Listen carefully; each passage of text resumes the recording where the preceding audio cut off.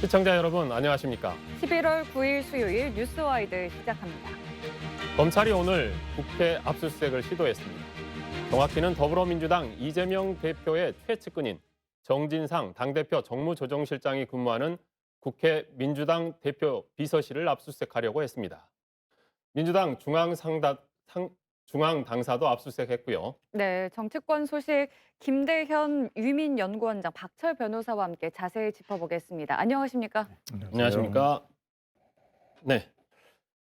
이재명 대표가 본인의 최측근이라고 이야기했던 드디어 정진상 정무조정실장 압수수색했습니다. 전방위적인 압수수색 어떻게 보세요? 좀 전에 보니까 이제 민주당사 당대표실에서는 아무것도 건진 게 없이 빈손으로 압수수색이 끝났거든요. 그리고 국회는 지금 못 들어간 걸로 알고 있는데 검찰은 일단 두 가지를 입증해야 할 사안이 있거든요. 이게 현재는 진술에 의존해서 두 분, 이게 김영전 부원장은 구속이 됐고 정진상 실장은 압수수색을 했는데 과연 이 두 사람이 이 증언에 따라서 돈을 받았는지를 입증을 해야 하고 또 받았다면은 이게 지금 이재명 당대표가 흘러갔는지 그리고 대선 자금에 쓰였는지를 입증을 해야 하지 않습니까? 근데 그런 점에 만약에 이제 개인적 판단으로는 이런 입증에 자신이 있었다면 굳이 이렇게 빈손으로 돌아올 걸 뻔히 알면서 압수수색을 이게 언론에 나오게끔 언론 플레이를 할까에 대해서는 좀 의구심이 듭니다. 변호사님, 지금 오늘 같은 경우는 뭐 성공은 못했지만 네. 국회를 압수수색하려고 했단 말이죠. 네. 그게 주는 의미가 꽤 있을 것 같아요. 흔하지 않은 경우인 것은 다들 아실 것 같고요. 다만 유동규 본부장이나 남욱 변호사 등이 재판 과정에서 지금 진술들을 하고 있어서 검찰 입장에서는 절차상으로 정진상 실장이 근무했던 근무 사무소나 초소를 압수수색하지 않을 수는 없었을 것 같긴 합니다. 다만 검찰 입장에서도 이미 김용 부원장이 구속도 됐고 수사도 상당 부분 진행된 것으로 알고 있는데 사실상 이렇게 뒤늦게 압수수색을 한다고 해서 무엇이 나올 거라고 기대하지는 않았을 거라고 생각하거든요. 그런 부분에 있어서 좀 보여주기 식으로 압수수색을 한 것이 아닌가라는 일부 의견에도 일리가 있다고 생각합니다. 네, 뭐 이 국회의 상징성에 대해서 사실 김진표 의장도 국회의 상징성 때문에 사실은 뭐 이 본청 수색에 대해서 이미 제출 방식 압수수색이 바람직하다라는 의견을 전달했는데요. 사실상 거부라고 봐야 되겠죠. 그렇죠. 과거 이제 청와대에도 이제 압수수색이 박근혜 정부 그다음에 문재인 정부 두 번 다 있었거든요. 당시 이제 임의 제출 형식으로 검찰에게 제출을 했었는데 지금 민주당에서는 똑같은 상황을 두고 청와대나 국회나 같으니까 임의 제출하겠다는데 거부했지 않습니까? 이걸 보면서 저는 검찰이 이러니까 항상 정치권의 논란의 중심에 서고 정권이 바뀔 때마다 그 정권에 충실한 역할을 한다 이렇게 지금 의심을 하지 않습니까? 그래서 설사 이제 이재명 당 대표가 이 사건의 핵심으로 연루됐다는 의혹이 아니라 증거가 있다 하더라도 국회 압수수색은 아니다 그렇게 보고 있고 여당에서는 자꾸 협조 이야기를 한단 말이죠. 근데 여당 역시 마찬가지로 과거에 본인들이 야당일 때 청와대 압수수색과 관련해서 똑같은 행동을 보였단 말이에요. 그래서 이거야말로 내로남불이고 자꾸 정치권이 검찰을 사이에 두고 이렇게 내로남불 형식을 보여주는 게 검찰의 신뢰를 깎는 이유로 좀 작용한다 이렇게 보고 있습니다. 박 변호사님, 네. 이 말씀하신 것도 있었는데 민주당의 정청래 최고위원은 이걸 국회 침탈이라고까지 표현을 했어요. 적당한 비유라고 보십니까? 어떻습니까? 정 최고위원 입장에서는 그렇게 말할 수밖에 없었을 것 같습니다. 그리고 특히 지금 이태원 참사 때문에 전국이 어지러운 가운데서 어찌 보면은 전국 전환용으로 이것을 한 것이 아니냐라는 의심을 살 수도 있거든요. 아까 말씀드렸다시피 사실상 얻을 게 없는 것을 알고 있을 수도 있는데 정청래 최고위원 입장에서는 그런 표현을 쓸 수도 있었다라는 생각이 듭니다. 민주당에서는 이제 뭐 당연히 뭐 보여주기식 수사다 이야기를 하는 거고 국민의힘은 법 집행 정당해야 한다라고 이야기를 이제 서로 다른 이야기를 한단 말이죠. 그러니까 어떻게 생각하세요? 논란의 중심에 제가 검찰에서 한다는 게 바로 이런 부분들인데요. 김영전 부원장의 체포도 사실 원래 대장동 수사와 관련해서 수사 대상에 없었던 인물이단 말이죠. 근데 국정감사 시작된 날 그 체포를 했어요.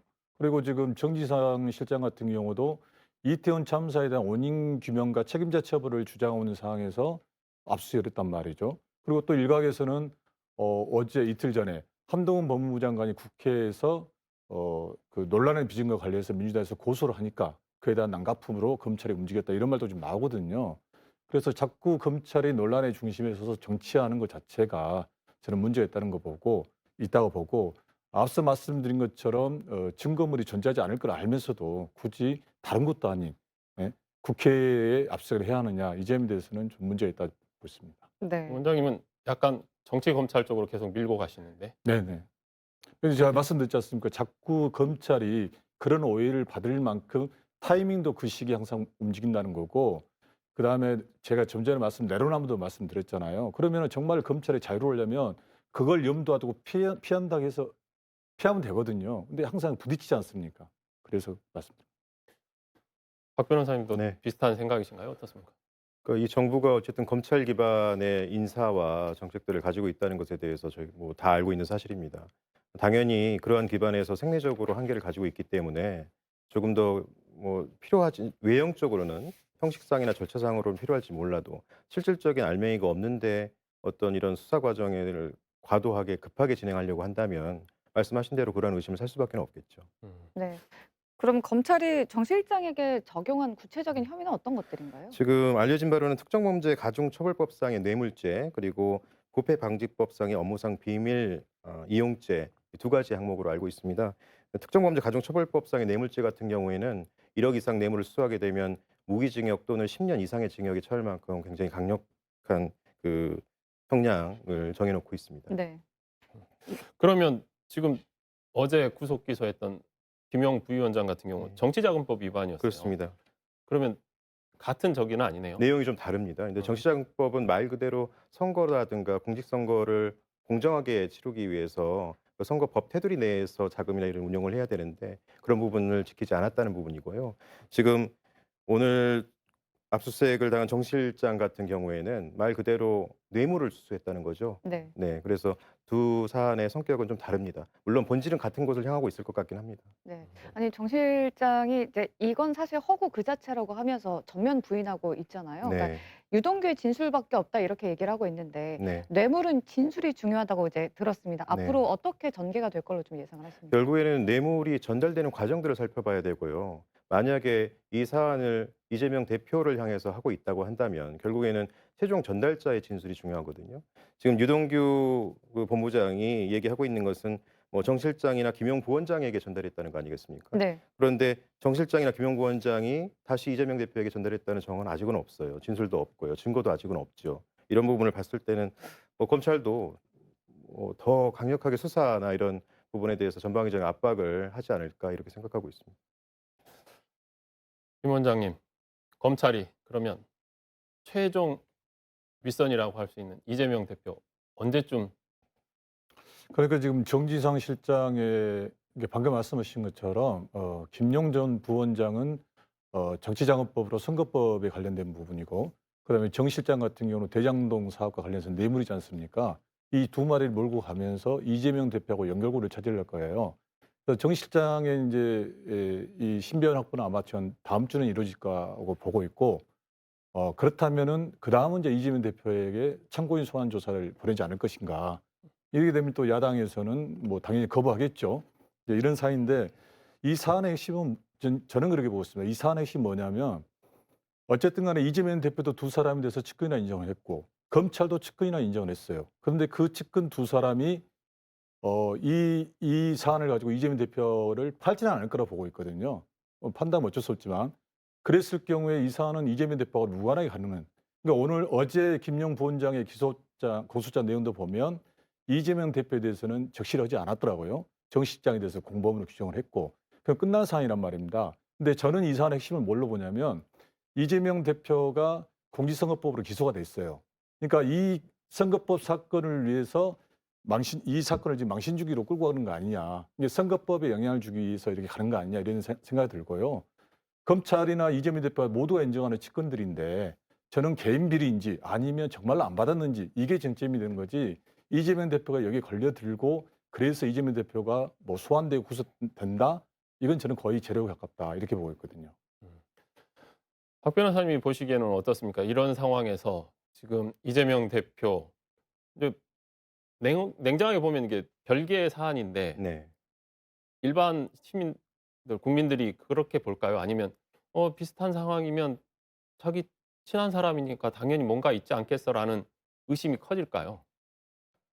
어쨌든 대선 성남시장 선거부터 시작해서 대선까지 쭉 이어지는 그런 정치 역정을 밟았던 분이고 일반적으로 대중들이 생각하기에는 선거나 정치에는 돈이 든다라는 인식은 가지고 있지 않습니까? 다만 가장 그런 상황에서 가장 최측근들이 만약에 뭐 뇌물이 최종적으로 전달되지 않았다 하더라도 뭐 전달받은 사실이 인정이 된다고 한다면 국민 여론 입장은 안타깝게도 이재명 대표한테는 원정적일 수는 없지 않을까. 아마도 검찰은 그걸 노리고 있지 않을까. 저는 그렇게 생각합니다. 네. 그렇다면 이와 함께 정치권에서는 이태원 참사 책임을 두고도 지금 공방을 벌이고 있습니다. 오늘 더불어민주당하고 정의당, 기본소득당이 이태원 참사 진상 규명을 위한 국정조사 요구서를 국회에 제출했습니다. 어떨 것 같습니까? 일단 진행을 할 것 같습니다. 왜냐하면 지금 야당 힘 의석만으로도 충분히 가능한데 그동안 이제 국정조사는 여야가 합의해서 함께 하는 거였지 않습니까? 근데 이번 사안 같은 경우는 국민의힘 입장에서도 거부하기도 한계가 있어요. 그러니까 참사 원인 규명하자는 거지 이게 무슨 정치 쟁점하냐.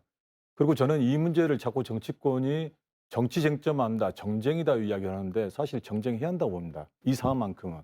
왜냐하면 추모하고 뭐 소위 말해서 그 책임자 몇 명 처벌하는 이런 문제가 아니라 이 사고가 어떻게 일어났고 앞으로 어떻게 해야 하는가에 대해서 정치권이 치열하게 논쟁하고 이걸 제도적으로 법을 만들고 보완해야 하는데 한쪽에서는 이걸 왜 정쟁화 시키려 하느냐. 이렇게 막는 것 자체는 이제 잘못됐다. 그리고 국정조사는 지금 박근혜 정부부터 지금까지 한 두 번 정도 시행된 걸로 알고 있거든요. 그래서 야당 입장에서는 국정조사 플러스 특검 플러스 모든 걸 다 하겠다 이런 입장이고 여당 같은 경우는 경찰 수사, 특본의 수사를 지켜보겠다는 입장인데 마냥 거부할 수는 없을 거라는 게 제 생각입니다. 지금 경찰이 네. 수사하고 있는 분야에는 없는 게 지금 181명의 국회의원이 참여했는데 내용에 보니까 대통령실 상황 대응이 어땠는지 그리고 네. 정부가 은폐나 축소하지 않았는지 이런 것들을 조사 대상에 넣었단 말이죠. 네. 그렇다고 하면 국정조사하고 경찰이 수사하고는 좀 방향이 조금 틀리지 않습니까? 다를 것 같습니다. 근데 다만 그럼에도 불구하고 국정조사가 저도 필요하다고 생각하는 이유는 일단은 민변이나 민간 단체에서 일단 유족들의 동의를 받아서 증거 보존 절차나 이런 과정들을 진행하고 있는 것은 저는 알고 있습니다. 그런데 결국에는 민간 단체는 수사권이 없지 않습니까? 그렇다면 수사를 해야 될 곳은 결국에는 검찰이나 경찰이 될 텐데요. 일단은 경찰이 되겠죠. 근데 뭐 현재 친정부 성향의 경찰이라고 우리가 볼 수밖에 없는 것이고 그렇다고 한다면 좀 객관적인 자료라든가 좀 더 많은 포괄적인 어떤 그런 상황이나 경위 등을 알고 싶어 하는 유족들 입장에서는 국회에서 나서 주기를 바랄 수밖에 없을 것 같습니다. 그리고 그렇게 돼야 된다고 생각합니다. 네. 그렇다면 그런 상황이라면 아까도 제가 말씀드렸듯이 대통령실의 상황 대응도 나왔단 말이에요. 근데 네. 어제 보니까 대통령실 국정감사에서 비서실장 김대기 비서실장이 이런 이야기했습니다. 국정상황실은 대통령의 참모 조직이다. 재난 컨트롤 타워가 아니다.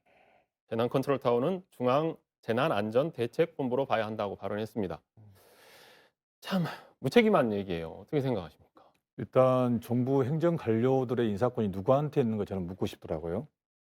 그리고 국가의 안전을 누가 책임지냐고 이야기했을 때 대통령부터 해서 행정각부거든요. 근데 그중에 하나의 일부 부서가 책임 있다는 것은 정말 무책임한 말씀이고 그다음에 이 참사 관련해서 자꾸 이제 국민들 입장에서는 달을 가리키고 있는데 윤 대통령과 정부, 국민의힘 같은 경우는 손가락을 가리키고 있거든요. 그러다 보니까 지금 경찰이 하는 수사도 안 맞는 거죠. 지금 자꾸 정부 책임론으로 이걸 나와야 하는데 일선 경찰과 소방서의 책임으로만 지금 몰고 가고 있잖아요. 그래서 저는 국회가 해야 할 일은 해야 한다. 국회가 손 놓고 있을 수는 없다. 그래서 국회는 국회대로 국정수사를 통해서 본인들이 생각하는 방향으로 수사를 하고 경찰은 경찰대로 수사를 해야 한다. 이렇게 보고 있고요. 그래야만이 원인 규명이 제대로 나오고 책임자에 대한 처벌도 같이 이룰 수 있다. 그렇게 보고 있습니다.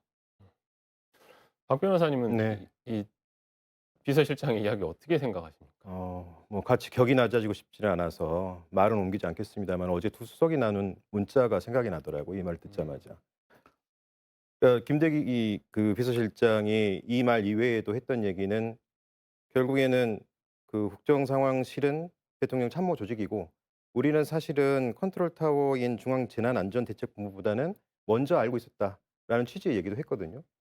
그러면 대통령이 가장 최측근인 참모 조직이라면서요. 그러면 사람이 150명이 죽어나가고 있는데 최측근 참모 조직은 나의 책임이 아니고 컨트롤 타워인 안전대책본부만 책임이 있다라는 취지인가요? 어느 국민이 그걸 이해할 것이며 정부 입장에서는 어쨌든 국민의 뭐 안전이라든가 생명, 재산 보호에 있어서는 무한 책임을 져야 되는데 비서실장이라는 분이 그렇게 얘기했다는 것에 대해서 정말 실소를 금할 수가 없었습니다. 그러니까 사실은 이 사실을 먼저 알았음에도 불구하고 네. 그러면 본인은 뭐 했냐 이거예요. 제 말씀이 그 말씀입니다. 예를 들어서 모르겠습니다. 이제 박근혜 정부가 그렇게 뭐 세월호 참사 이후로 같이 침몰했다고도 볼 수 있는데 그에 대해서 뭐 혹시라도 이 사건이 그렇게 번지지 않을까에 대한 걱정을 가지고 있는지는 모르겠습니다만은 적어도 이 사건에 대해서는 무조건적인 사과, 무조건적인 책임에 대해서 통감을 해야 되는데 전혀 그런 국민과의 정서적 공감이 없다라고 생각이 들었습니다. 네. 그래서 이재명 대표도 일련의 상황들을 보면서 이 세월호 때 박근혜 씨가 청와대는 컨트롤 타워가 아니다라고 했던 발언이 생각난다 이런 얘기도 했었는데요. 이런 얘기도 했습니다. 유족 동의가 있으면 이름이나 영정 사진을 공개하고 진지하게 애도가 좀 필요하다 이런 얘기를 했는데 어떻게 생각하십니까? 저는 그 156명이 전체 동의하기는 힘들다고 보거든요. 그러니까 어떤 순직에 가까운 일이라든가 아니면 영웅에 가까운 내용들이 아니라 어쨌든 간에 동의하시는 분도 있겠지만 그건 쉽지가 않을 거 보고 다만 이 부분에 대해서 그 이재명 대표의 워딩 자체는 자꾸 이 참사를 이제 밑에서만 끝내려고 하지 않습니까? 그게 아니다. 유족의 슬픔도 공유하고 또 더 나아가서 원인 규명을 철저히 하자는 의미로 저는 받아들였거든요. 그래서 156명의 유족의 동의를 구하는 건 쉽지 않을 거다. 이렇게 보고 있습니다. 네. 그래서 뭐 정부가 일부러 막고 있는 거 아니냐 이런 얘기도 있는데 어떻게 생각하십니까? 어쨌든 발인이 거의 다 끝났습니다. 사망자들에 대해서. 그런데 저도 동료를 잃었습니다. 이 사건으로 인해서. 저희 동료 변호사들 중에서도 한 분이 돌아가셨는데 안타까운 것은 도대체 왜 죽었는지도 모르고요. 또 뭐 죽은 것은 그렇다 치더라도 적어도 이 사람을 알고 있는 사람은 애도할 수 있어야 되지 않겠습니까? 그런데 핸드폰이 잠김이 되어 있기 때문에 당장 장례는 치러야 돼서 연락할 방법이 없는 겁니다. 결국에는 겨우 연락을 한 것이 직장 동료 그리고 같이 공부했던 동기들에게만 겨우 연락을 해서 간소하게 장이 끝났거든요. 우리가 장례 절차라는 것은 애도하면서 슬픔으로써 치유하는 그런 시간들이 필요한데 그런 과정들이 많이 생략됐다고 생각하고요. 그런 면에 있어서 유족들이 만약에 동의한다는 전제하에 동의한 유족들에 대해서는 적어도 이 사람이 당신들의 지인이 이렇게 죽었다. 그리고 같이 슬퍼해 줬으면 좋겠다라는 절차는 마련하는 것이 좋다고 생각합니다. 네. 정치권 소식은 여기까지 듣겠습니다. 이어서 지역 문제 한번 살펴보겠습니다. 화순군이 수산식품 육성을 위해 예산 140억 원을 들여 능주면 일대에 대규모 수산식품 산업 거점 담지를 조성하고 있는데요. 여기에 부실공사 의혹들이 제기되고 있습니다. 먼저 구영슬 기자의 리포트 함께 보고 오시죠. 화순 수산식품산업단지 기반시설 공사를 진행한 공사장에서 지난달 촬영된 하수도관 검사 영상입니다.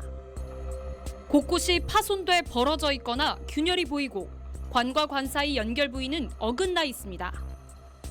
하수도관을 흐르는 오수와 폐수가 관이 묻힌 땅 속으로 새어나갈 경우 토양 오염을 유발하고 최악의 경우 싱크홀도 발생할 수 있는 상황입니다. KBC가 이런 하자 내용이 담긴 하수도관 부분 보수공사 보고서를 입수했습니다. 보고서에 따르면 800여 미터 길이 하수도관 중 130m 구간에서만 16건의 결함이 확인됐습니다. 환경부의 공사 기준에 따르면 하수도관의 접하면은 벌어지지 않아야 하고 비틀림이나 함몰을 지탱할 수 있도록 설계돼야 하는데 건설 기준을 위반한 겁니다. 공사 현장 관계자는 이틀에 걸쳐 하자가 있는 하수도관들의 결함 부위만 메우는 방식인 비굴착 방식으로 보수를 완료했다고 해명했습니다. 보수를 다시 다 했고 추후에 이런 일이 또 뭐 화재가 발생한다면은 저희가 상심성의껏 다시 재공사할 수 있는 여건입니다. 그 시공상에 잘못이 있어가지고 문제가 생긴 것은 저희가 다시 재공사를 해서 공사를 마치자마자 실시한 점검에서도 매립관에 파손이 발견됐지만 부분 보수에 그쳤다는 점에서 땜질 처방이 아니냐는 의문이 제기됩니다. 화순군은 이런 하자가 발생한지를 알고 있었으면서도 별다른 조치를 하지 않은 것으로 드러났습니다. 부실한 사항이 있는 거에 대해서는 보수 공사를 진행하고 불법 사항이 있다면은 경찰이나 관련 기관의 조사가 필요할 거라고 그렇게 생각하고 있습니다. 부실 공사 의혹이 불거진 공사장은 화순군이 발주한 관급 공사로 3만여 제곱미터 규모 수산식품산업단지를 조성하는데 국비 70억 원 등 140억 원이 투입됐습니다. 기대감을 안고 혈세를 쏟아부은 관급 공사에서 가려져 있던 하자 문제들이 드러나면서 부실 공사 의혹이 짙어지고 있습니다. KBC 구영슬입니다. 네, 이 사안을 취재한 구영슬 기자와 더 자세한 얘기 나눠보겠습니다. 안녕하십니까? 안녕하세요. 네, 우선 사실 좀 궁금했던 게 화순군은 이제 바다가 없는 내륙이잖아요. 근데 어떻게 여기에 수산식품 단지가 들어설 수 있었던 건가요?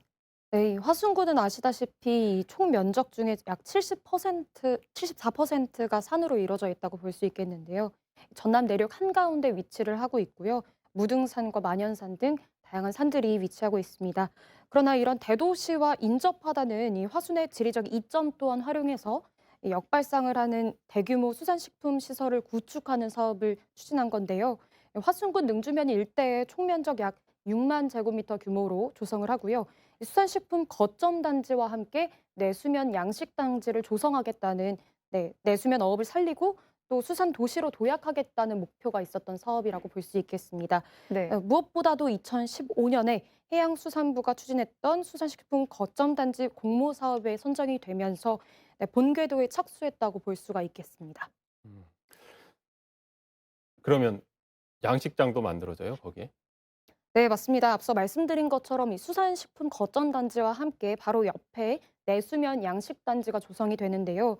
이 양식 단지 같은 경우는 말씀하신 것처럼 다양한 어류들을 양식을 할 수가 있고요. 현재 완공이 이미 된 상태여서 지금은 어업인들을 모집하고 있는 과정이라고 합니다. 네, 앞서 이제 리포트를 보니까 하수도관 설치 문제에 대해서 말씀을 해주셨는데 이게 문제가 앞으로 어떻게 발생할 가능성이 있나요? 네, 말씀하신 것처럼 지금 취재 과정에서 이제 하수도관 하자 문제가 제보로 가장 먼저 들어왔었는데요. 하수도관 같은 경우는 하나의 기반 공사 중에 하나로서 가장 먼저 오수와 폐수가 지나가는 길이라고 볼 수 있습니다. 네. 이러한 오폐수가 지나가는 길이 파손이 되거나 결함이 있을 경우에는 토양 오염으로 이어질 수가 있고요. 무엇보다도 최악의 경우에는 특히 집안이 침하가 되면서 싱크홀, 그러니까 안전사고로 이어질 수 있겠다고 볼 수 있겠습니다. 그러면 지금 이 140억 이야기했잖아요. 전체 공사비는 어느 정도나 된 거죠? 네, 140억은 이제 수산식품 산업단지의 조성 사업의 예산이라고 볼 수 있고요. 이 중에서는 국비가 70억, 그리고 군비가 70억으로 구성되어 있습니다. 그러니까 순수 공사비는 약 104억이라고 볼 수 있겠는데요. 이 공사비 안에는 3만 제곱미터의 이 단지를 조성을 하고요. 연구시설과 또 가공시설이 들어갈 수 있겠습니다. 실제로 당초 준공 예정일은 지난해 12월로 예정이 되어 있었는데 지금까지도 공사가 진행되고 있는 중이라고 볼 수 있습니다. 그러면 지금 문제가 된 이 하수도 이런 기반 토목공사는 공사비가 얼마나 됐습니까? 토목공사 같은 경우는 실제로 공사 중에서 3억 9천만 원이 토목공사비로 쓰였고요. 그 중에서도 이제 불법 재하도급을 통해서 1억 3천만 원으로 실제 공사비는 쪼그라들었다고 볼 수 있습니다. 그러니까 전체가 3억 9천만 원밖에 안 됐는데 네, 그 중에서 한 1억 3천이면 3분의 1로 또 토막 난 거잖아요. 네, 맞습니다. 그러면 그 1억 3천은 제대로 쓰이기는 했어요? 네, 지금 말씀하신 이 구조에 대해서 먼저 시청자분들께 설명을 해드려야 좀 이해를 도울 수 있을 것 같은데요. 3단계 불법 재하청으로 인해서 이렇게 공사비가 쪼그라들었다고 볼 수 있겠습니다. 지난해 12월에 원도급사인 A건설사가 처음에 수의계약으로 36억 원의 사업을 따냈었는데요. 이 중에서 이 토목공사를 B건설사에 하청을 맡겼습니다. 그 정황 중에서 이 하도급 방식이 지금까지는 2단계까지는 합법이었는데요. 문제는 3단계였습니다. 시업체가 이 다음으로 하도급을 1억 3천만 원으로 받고 이 B건설사로부터 불법 재하청을 받으면서 이렇게 공사가 쪼그라들었고요. 무엇보다도 이 시업체가 진행한 공사는 무면허 공사였던 것으로 드러났습니다. 그러니까 실제 공사를 했던 업체는 무면허인 거예요? 네, 맞습니다. 면허가 없었기 때문에 이 불법으로 공사를 진행한 것이라고 볼 수 있습니다. 아니 지금 이제 이야기를 듣다 보니까 저희가 1월에 광주에서 화정 아이파크 참사가 있었잖아요. 거기에 이제 원인이 됐던 것들이 이제 불량 콘크리트 이야기가 많이 나왔단 말이죠. 양생 과정의 문제나. 근데 여기에서도 지금 이야기했던 것들이 거의 그런 이야기들이 반복되고 있는 것 아닌가 싶어요. 어떻게 생각하십니까, 원장님은? 일단 하정동 참사 같은 경우는 이제 콘크리트 강도가 약한 걸 썼고요. 그러니까 원가 비용, 원가 절감이겠죠.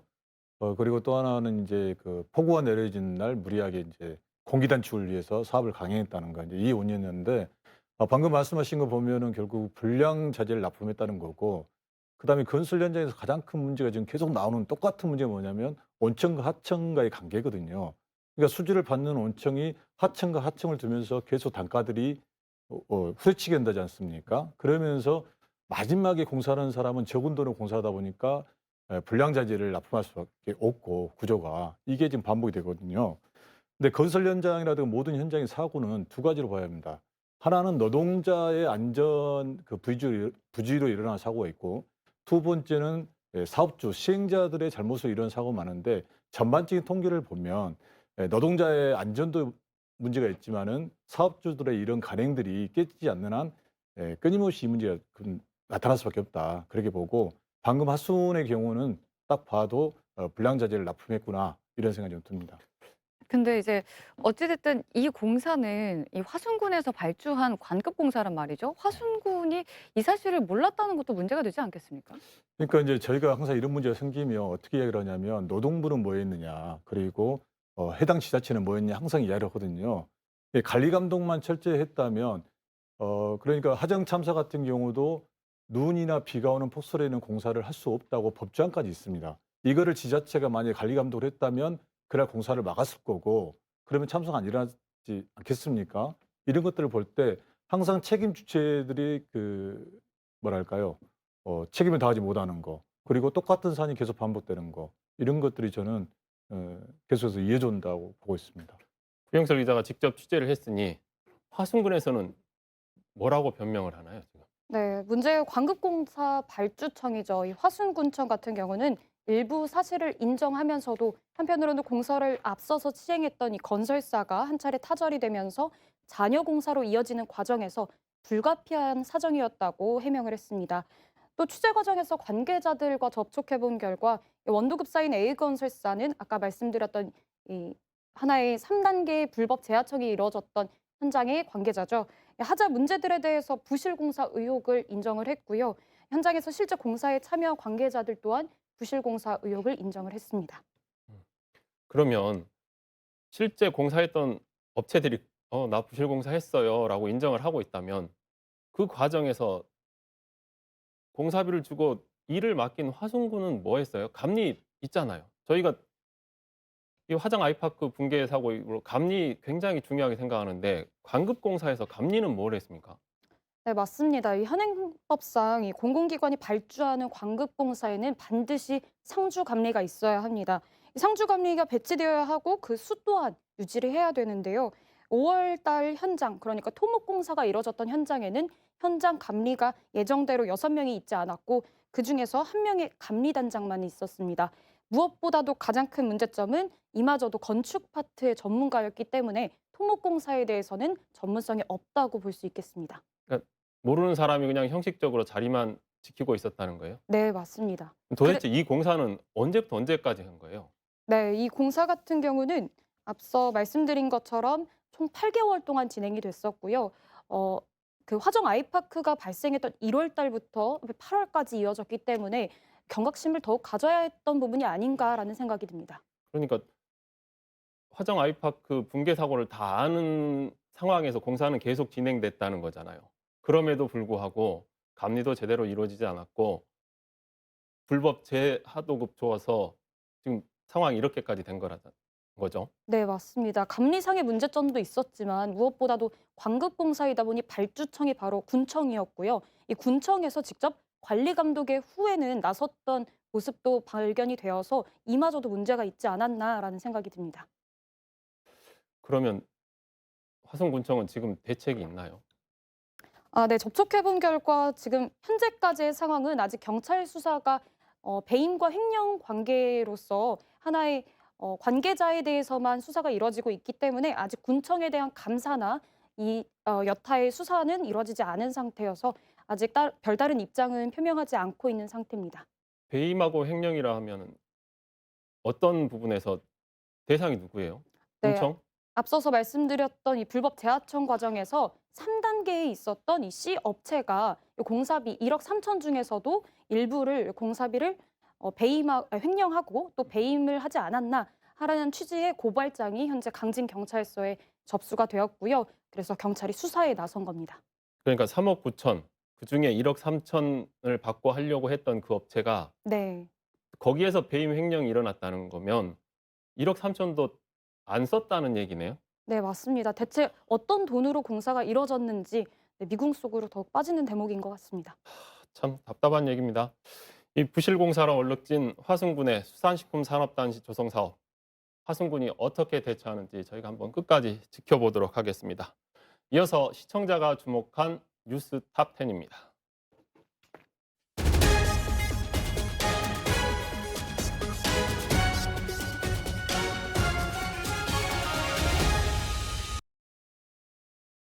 뉴스탑10 오늘은 헬로윈 기간 광주 도심에서 벌어진 난투극에 관한 기사가 많은 관심을 받았습니다.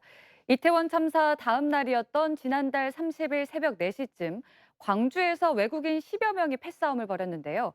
러시아인과 우즈베키스탄 국적의 고려인들이 술을 마시다 노상에서 심한 주먹 다짐을 벌인 것으로 알려졌습니다. 경찰은 이들이 범죄 조직에 연루된 것은 아닌 것으로 보고 정확한 사건 경위를 조사하고 있습니다.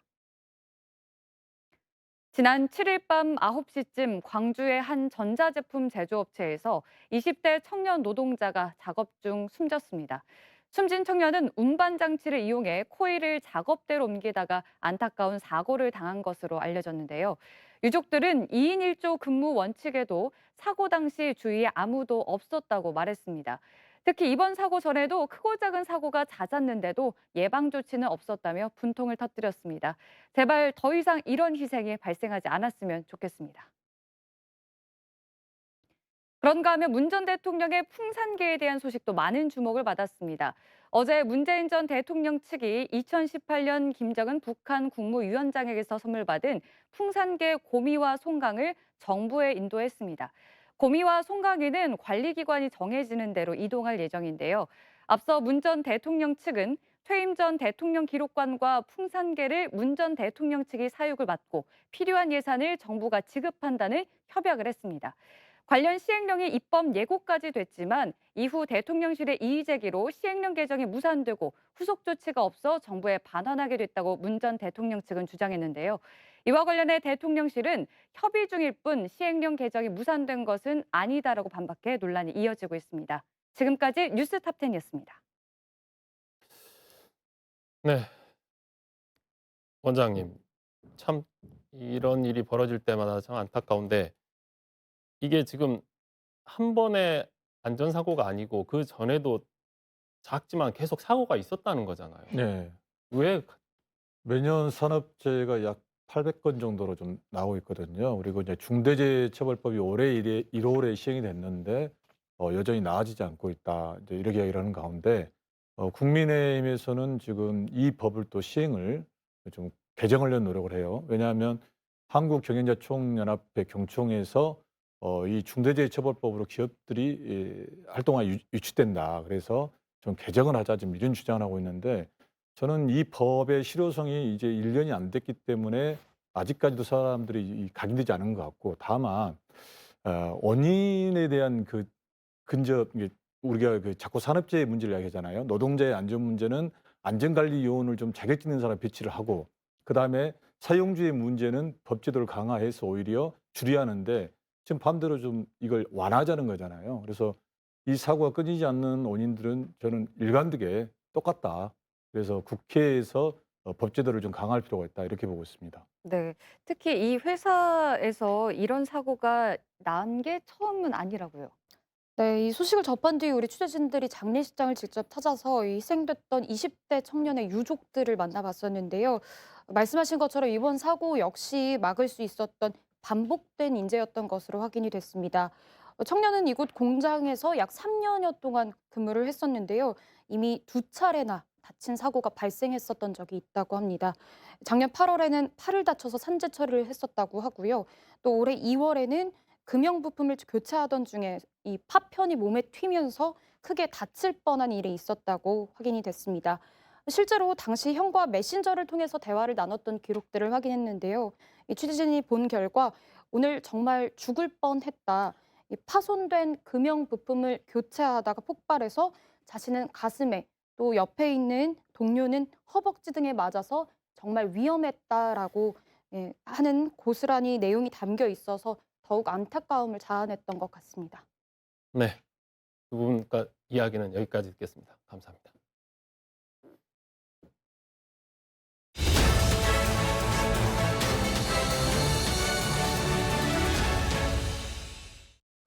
서울광역방송센터입니다. 김은혜 대통령실 홍보수석과 강승규 시민사회수석이 어제 저녁 국회 운영위 국감 도중에 민주당 의원 질의를 받는 도중 메모장에 웃기고 있네라고 쓴 글을 지우는 장면이 언론사 카메라에 잡혀 논란과 후폭풍이 일고 있습니다.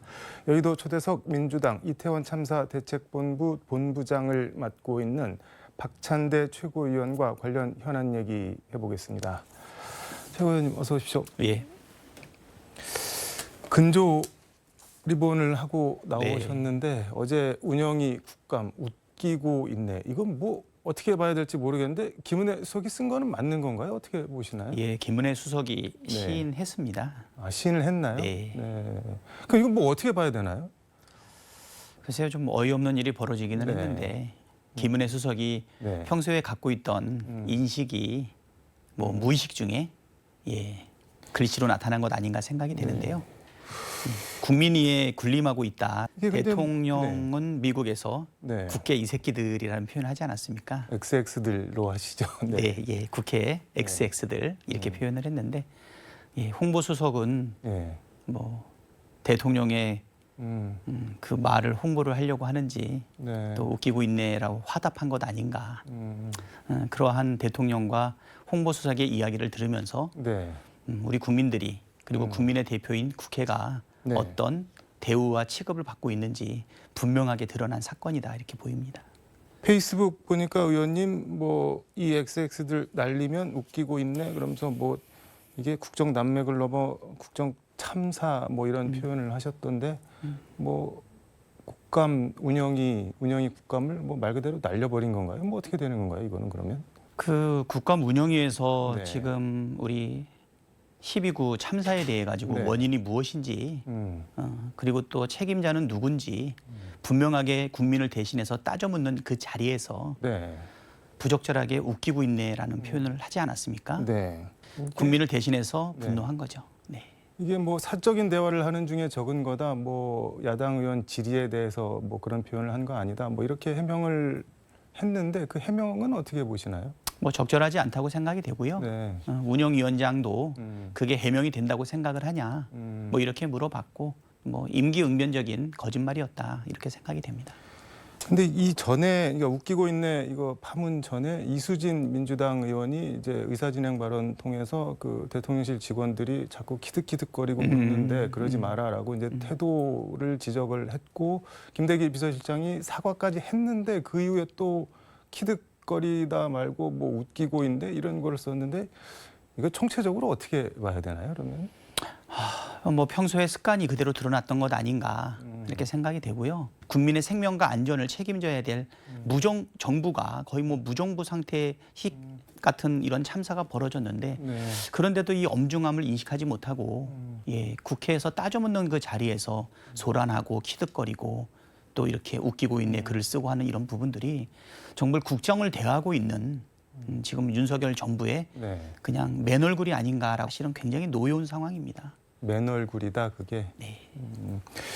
대통령실 국감 얘기 하나만 더 하겠습니다. 이른바 청담동 술자리 의혹 논란에 대해서 민주당 강덕구 의원이 이제 당일 윤 대통령 일정을 뭐 공개할 수는 없겠냐 이렇게 질의를 했더니 김대기 실장이 거기 안 가셨다. 아마 사무실에 계셨던 것으로 안다. 이렇게 답을 했습니다. 근데 청담동 술자리 이게 뭐 자정 넘어 새벽 3시 뭐 이때까지 술자리가 있었다는 건데 그 시간에 그럼 대통령이 집무실에 뭐 있었다는 얘기인가요? 이거 뭐 해명을 이걸 어떻게 이해를 해야 되는 건가요? 그렇죠. 집무실에 계셨던 것으로 안다라고 하는 걸 보니까 네. 아마 어딘가 자리는 자택이나 관저에는 있지 않았던 것으로 보이고요. 네. 그리고 이렇던 것으로 안다라고 하는 말 자체도 좀 네. 애매모호한 부분이 아닌가 이렇게 생각이 드는데 네. 저는 개인적으로 이 해명이 사실이기를 바라기는 합니다. 그런데 대통령께서 퇴근 후에도 네. 잦은 술자리를 갖는다라고 하는 부분이 또 사람들의 입에도 많이 오르고 네. 또 보도가 되고 사진이 나왔던 적도 있지 않습니까? 네. 네, 그래서 많은 국민들께서 의심의 눈초리를 지금 보여주고 있는데요. 술자리 의혹이 있는 만큼 대통령은 당일 행적을 분명하게 밝힐 필요가 있지 않나. 대통령의 말씀도 굉장히 뭐랄까 윽박지르는 식으로 나가고 있지 않습니까? 일정을 공개하고 네. 단호하게 그런 일이 있었는지 없었는지만 밝히면 될 일 아닌가 이렇게 생각이 됩니다. 예, 김대기 실장은 뭐 정체도 불분명한 사람이 뭐 이렇게 이상한 폭로를 했다고 해서 그것 가지고 대통령 일정을 공개하는 게 이게 뭐 말이나 되냐 뭐 이런 취지로 또 답변을 하던데 그거는 그럼 어떻게 보셨나요? 사실 저는 네. 대통령 일정을 뭐 밝히는 게 의혹을 해소하기 위해서는 뭐 담백한 일 아닌가 네. 이런 생각이 들고요. 오히려 그런 부분들이 국민들의 의혹을 더 높이고 있는 것 아닌가 이렇게 생각이 됩니다. 그 제보자라는 사람은 뭐 음성 녹취가 있으면은 인정하겠냐, 뭐 술자리 영상이 있으면 인정하시겠냐 이렇게 되묻던데 그거는 어떻게 보셨나요? 그게 사실이라고 하면 네. 예, 저는 오픈하면 될 거라고 생각합니다. 알겠습니다. 이 얘기는 이 정도로 하고 윤 대통령 관련한 얘기 하나 더 해보겠습니다. 대통령실이 그저께 월요일 윤석열 대통령 주재로 국가안전시스템 점검회의를 열었는데 여기서 윤 대통령이 그 경찰 대응을 아주 세게 질타를 하셨는데 이거는 영상을 한번 좀 보고 가도록 하겠습니다. 왜 4시간 동안 물끄러미 쳐다만 보고 있었냐 이거예요. 현장에 나가 있었잖아. 112 신고 안 들어와도 조치를 했었어야 되는 거 아닙니까? 이걸 제도가 미비해서 여기에 대응 못했다고 하는 말이 나올 수 있냐 이 말이에요. 어? 뭐 4시간 동안 왜 물끄러미 쳐다만 보고 있었느냐 이렇게 강하게 질타를 하셨는데 현장에 나가 있었잖아라고 약간 노여움 섞인 반말도 조금 있는 것 같고 어떻게 보셨나요? 대통령께서 아직도 대통령으로서의 인식과 또는 자각이 있는 것이 아니고 아직도 검사로서 피의자를 대하듯이 얘기하는 것 아닌가 또 이런 생각이 들고요. 네. 뭐 4시간 동안 뭐 했냐 물끄러미 쳐다본 것 아니냐 이렇게 질문을 했는데 네. 사실은 그것은 국민이 입장을 바꾸어서 대통령과 정부를 향해서 물었어야 될 이야기가 아닌가. 제가 볼 때는 이것도 일종의 유체 이탈 화법의 가장 대표적인 사례가 아닌가. 어떤 점에서 유체 이탈 화법이라는 건가요? 사전에는 안전과 관련된 대책을 미리 만들어야 되지 않았겠습니까? 그리고 이런 중차대한 참사가 일어나서 모든 국민이 슬픔에 빠져 있는데 네. 누구 하나 책임지겠다라고 하는 사람이 없습니다. 그런 상황을 보면서 일선의 경찰이나 그 참사의 현장을 수습하기 위해서 노력했던 일선의 경찰관과 소방관들만 사실은 책임을 묻는 것 아닌가. 이것은 꼬리 자르기 아니겠는가. 책임 의식이 결여되어 있다. 그 뭐 총리, 장관, 뭐 경찰청장, 뭐 경질, 뭐 인사 요구에 대해서 대통령이 또 이렇게 말씀을 하셨는데 그냥 막연하게 다 책임져라. 그것은 현대 사회에서 있을 수 없는 얘기다. 뭐 이렇게 말씀을 하셨어요. 네. 조사 결과가 나오면은 뭐 그에 따라서 책임을 묻겠다는 건데 이거는 어떻게 보시나요? 사실 뭐 지금 조사한다라고 하는 것은 네. 경찰의 특수본이 지금 진행하고 있지 않습니까? 네. 그것은 결국은 뭐 법적인 책임, 형사 법적인 책임을 묻겠다고 하는 것인데 네. 검사가 아니시거든요. 아까도 말씀을 드렸지만 네. 정치적 책임, 도의적 책임이라는 게 있거든요. 네. 저희가 죄를 지었기 때문에 뭐 선거에서 떨어지고 이러는 게 아니거든요. 네. 국민의 생명과 안전을 권한을 가지고 맡겼던 그 정치인들 네. 그리고 장관들 그리고 총리, 경찰청장 이런 분들에 대한 책임은 분명하게 정치적 책임도 같이 있는데 그 부분을 간과하고 말씀하시는 것 아닌가 생각이 되고요. 그리고 뭐 현대 사회에서 이렇게 막연한 책임을 묻는 경우는 없다라고 했는데 네. 이렇게 무능력하고 무대응하고 무책임한 이런 꼬리 자르기식 질책도 현대 사회에서 찾아보기 어렵지 않은가 이렇게 생각이 되고요. 네. 무엇보다도 대한민국의 국격이 지금 너무나 급속하게 떨어져 가고 있습니다. 네. 지금 취임하신 지 6개월밖에 안 되는데 세계에서 가장 안전한 나라, 거의 무정부 상태와 같은 이런 국민의 생명과 안전을 여러 가지 이유로 책임지지 않고 있는 정부 밑에 있다라고 하는 것이 전 세계 사람들의 질타 네. 아니겠나 생각합니다. 민주당 얘기 해볼게요. 검찰이 오늘 이재명 대표 최측근인 정진상 대표 정무실장 뭐 뇌물수수 혐의 관련해서 민주중앙당사랑 국회 이재명 대표실 압수수색을 시도를 했습니다. 이거 어떻게 보시나요? 뭐 이건 상당히 후한무치하다고 생각이 됩니다. 후한무치요? 네. 왜요? 지금 이 사건과 관련돼 있는 것이 2013년, 2014년 정도에 네. 발생했던 뇌물수수를 혐의로 두고 있지 않습니까? 네. 그 정진상 실장이 실질적으로 8년이 지나고 난 현재 시점에 그 증거가 네. 여의도에 존재한다는 것 자체도 논리적이지 못하고요. 그리고 또 당사에 네. 지금 정 실장과 관련된 사무실이 존재하지를 않아요. 사무실이 없나요? 네, 그렇습니다. 그럼 국회를 다 같이 하겠다. 당사에는 정 실장 사무실이 없는데 정 실장 관련해서 어디를 압수수색한다는 건가요? 그러니까는 이제 당사에 있는 대표의 비서실에 네. 압수수색을 하겠다라고 했는데 그 영장 내용을 살펴보니까 네. 정 실장이 사용하고 있는 데스크와 그 다음에 컴퓨터 지금 당사에는 그게 없어요. 그것을 모를 리가 없다고 생각을 하는데 제가 볼 때는 뭐 떨어지고 있는 국정 지지율 특히 이제 이번에 우리 네. 이태원 참사와 관련된 부분 때문에 급하게 뭐 여론을 환기시킨다든가 이슈를 덮기 위한 압수수색 쇼가 지금 벌어지고 있다. 이렇게 생각이 되고요. 아니 잘 이해가 안 되는 게 검찰이야 뭐 그런 의도에서 뭐 민주당이 저항하는 모습, 뭐 저 공권력에 저항하는 모습을 보이려고 그렇게 한다고 하더라도 법원에서 압수수색 영장을 발부를 해줬잖아요. 그건 어떻게 이해를 해야 되나요, 그러면? 그래서 그 부분도 사실 좀 이해가 잘 안 됩니다. 뭐 조금만 신이 네. 성실하게 살폈다면 뭐 영장을 내줄 만한 일은 아닌데 뭐 일반적으로 구속과 관련되어 있는 영장과 네. 압수수색이라든가 네, 네. 그것과의 영장에는 사실 비중의 차이가 있다 보니까 네. 하긴 뭐 압수수색 영장은 신청하면은 뭐 90% 이상 나오기는 그렇죠. 하는데 그 당사의 사무실도 없고 네. 관련 컴퓨터도 없고 이 사건 수사와 관련해서 네. 유효한 증거가 나올 가능성이 없음에도 불구하고 도대체 왜 했을까? 네. 뭐 그것은 이러한 언론에 오픈하고 제가 볼 때는 뭐 이슈를 이슈로 덮기 위해서 하는 정치짓이다 이렇게 생각이 됩니다. 수사가 아니고요. 그 이재명 대표 또 다른 측근 그 김용 민주연구원 부원장은 어제 검찰이 구속 기소를 했던데 공소장 보니까는 8억 뭐 몇천만 원 대선 자금으로 받았다라고 돼 있는데 대선 자금 용처에 대해서는 따로 적시를 뭐 안 했는지 못 했는지 없는 것 같고 그다음에 이재명 대표와 공모 여부도 적시가 따로 안 돼 있는 것 같은데 네, 그 그렇습니다. 네. 김용 기소 어떻게 보시나요? 사실상의 물증이 없어요. 진술만 있는데 네. 그 이 진술을 했다고 하는 사람들도 대장동 일당들 아닙니까? 네. 그래서 유동규라든가 남욱이라든가 하는 사람들의 진술인데 그 진술도 여러 차례 번복된 진술이거든요. 네. 제가 볼 때는 강압 수사에 의해서 진술의 번복을 이끌어낸 것이 아닌가.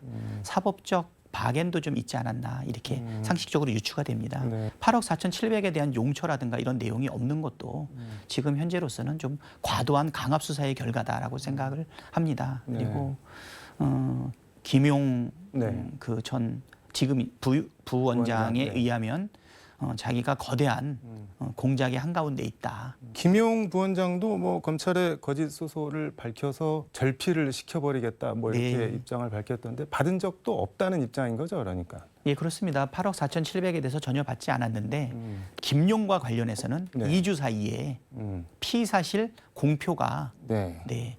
85건이나 지금 일어나고 있거든요. 이것은 정확한 물증이라든가 네. 범죄를 입증할 만한 예. 내용을 찾지 못하는 상태에서 여론을 통해 가지고 마녀 사냥하듯이 일단 네. 몰고 가고 있는 것이 분명하다. 지금 이렇게 보이고 있습니다. 어제 국회에서 민주당 검찰 독재 탄압 대책위원회 기자회견이 열렸는데 여기 참석을 하셨던데 여기 뭐 위원으로 참여를 하고 계신 건가요? 예, 제가 이 부분에 대해서는 이제 공동위원장으로 지금 참여를 하고 있고요. 예. 네. 내용을 보니까는 박영수 특검 그 국정농단 수사 당시 있었던 그 검찰 검사들이 지금 서울지검 4차장 뭐 예. 3부장 등등 해갖고 이거 대장동 수사를 하고 있는데 다 박영수 키즈 아니냐 뭐 이렇게 이해 충돌이다 뭐 이렇게 바꿔야 된다 뭐 그런 취지인 것 같은데 맞나요? 예, 맞습니다. 예. 고양이한테 생선 가게를 맡길 수 있느냐? 고양이들은 손을 떼라. 이렇게 얘기를 하는 거고요. 네. 특히 그러니까는 박영수 특검이 있었고 그 밑에 지금 윤석열 대통령이 네. 있었고 한동훈 법무장관이 있지 않았습니까? 네. 그리고 4차장 검사 네. 고용곤, 그다음에 얼마 전에 있었던 당사 압수수색을 지시했던 반부패 3부장이 강백신입니다. 네. 그리고 당사 압수수색 지휘했던 3부의 부부장 검사 호승진. 이 사람들이 다 모두 박영수 특검 출신들이거든요. 그래서 제가 볼 때는 박영수 사단으로 분류되어 있던 이 검사들이 네. 50억 클럽을 제대로 수사하는 것은 어렵지 않겠나. 네. 분명한 이해 충돌이 있기 때문에 사실은 피하고 네. 회피시켜야 된다. 수사팀 교체시켜야 된다라는 말씀이고요. 네. 심리학의 선택적 지각이라고 있지 않습니까? 네. 지금 우리나라 검찰들에 의해서 이루어지고 있는 선택적 정의, 그리고 아까도 말씀드렸듯이 압수수색을 232회를 하는 동안에 저쪽은 0번이지 않았습니까? 선택적 수사가 이루어지고 있고요. 또 기소도 입맛에 따라서 기소하고 있는 선택적 기소가 이루어지고 있기 때문에 네. 알겠습니다. 오늘 말씀은 여기까지 듣도록 하겠습니다. 고맙습니다. 네. 네, 지금까지 서울광역방송센터에서 더불어민주당 박찬대 최고위원과 함께 전해드렸습니다.